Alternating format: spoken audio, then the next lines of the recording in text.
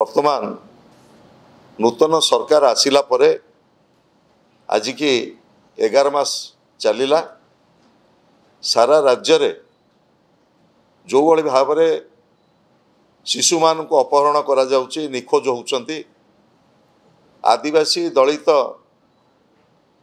छात्र छात्री मान को जो भली भाव में यौन निर्यातना दिया जाउची हत्या करा जाउची ये वर्तमान प्रत्येक दिन ये राज्यर घटना पलटि जाइए एवं प्रत्येक दिन देखुवे सबु खबर कागज एवं गणमाध्यम शिरोनाम रहुछि शिशु एवं आदिवासी हरिजन अंचल रे आदिवासी अध्युषित अंचल रे कोली भाव में निर्यातना दिया जाउछि एवं दुर्भाग्यर कथा सबुठारु चिंताजनक विषय ए समस्त घटना गुड़िक पुलिस रो आभिमुख्य एभली संवेदनशील घटना गुड़िक पुलिस प्रशासन रो जो आभिमुख्य आपण माने निजे चिंता करुथुबे कुचिंडा राउरकेला मयूरभंज ठू आरंभ करी मालकानगिरी पर्यंत आज जो भली भाव में यही शिशु निर्यातना यौन उत्पीड़न एवं हत्या भली घटना प्रत्येक दिन आसूची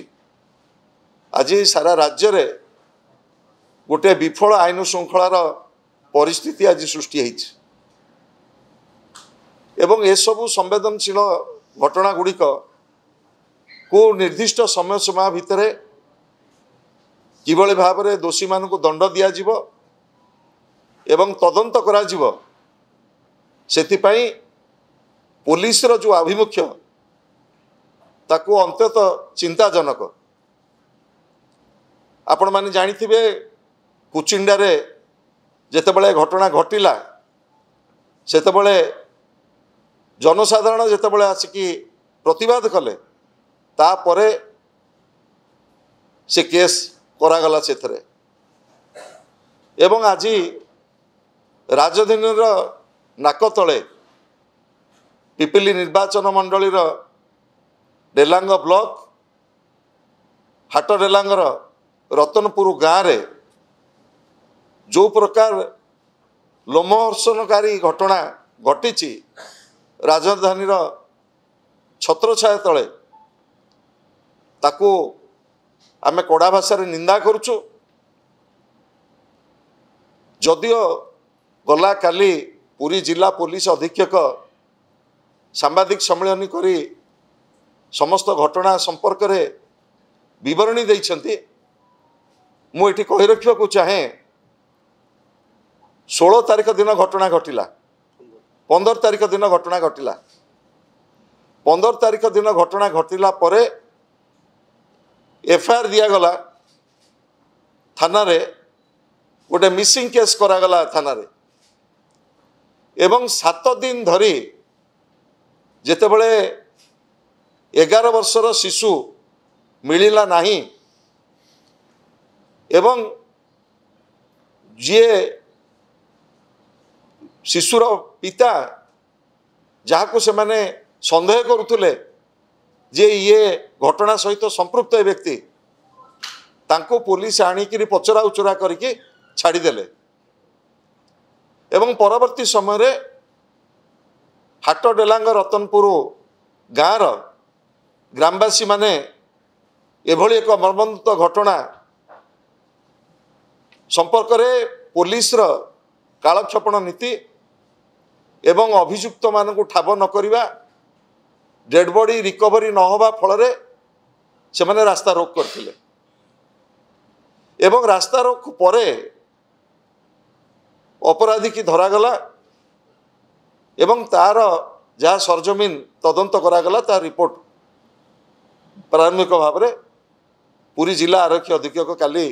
गणमाध्यम सार्वजनिक कर किंतु मोर कहबार कथा जेतेबेले रतनपुर गाँव निरीह ग्रामवासी माने पुलिस आभिमुख्य एवं तदंतर जो कालक्षेपण नीति से संपर्क में जितेबाला प्रतिवाद कले से विरुद्ध 46 जन विरुद्ध केस करा एठी गणमाध्यम आमर आपण मानू डाकिकी उद्वेग प्रकाश करिवार कारण हला जे घटनार 7 दिन 8 दिन पर जेतेबेले जनसाधारण चाप देले रास्ता रोक करने बाहरी आसिले लोक जे कहीं तदंत होना कहीं दोषी की धरा जाऊ नहीं कहीं एपर्यंत निखोज छात्र स्वर्गत साहू को कहीं डेड बॉडी उद्धार करा जाए नहीं पुलिस आभिमुख्य एवं तदंतर निरपेक्षता उपरे प्रश्न करी जेतेबेले हाट डेलांग रतनपुर गाँव निरीह ग्रामवासी माने प्रतिवाद कले तांको विरुद्ध 46 जन विरुद्ध केस करागला ताकू आपण माने विचार करिवे। मोर आपण मानकु निवेदन रहिबो आज हाट डेलांगरे केवल घटना घटिनी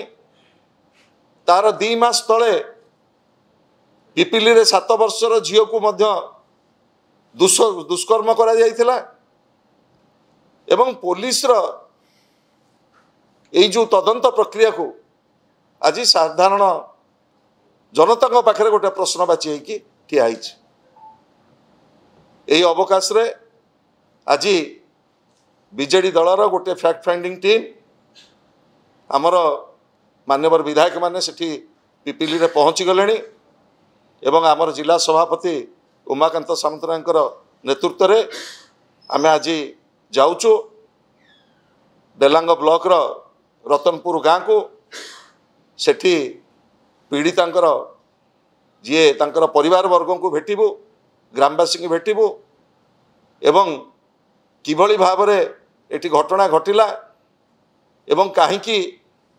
7-8 दिन डेरी है तदंत एवं को अवकाश रे स्थानीय पुलिस प्रशासन 46 जन ग्रामवासी निरीह ग्रामवासी को ऊपर केस कले से संपर्क में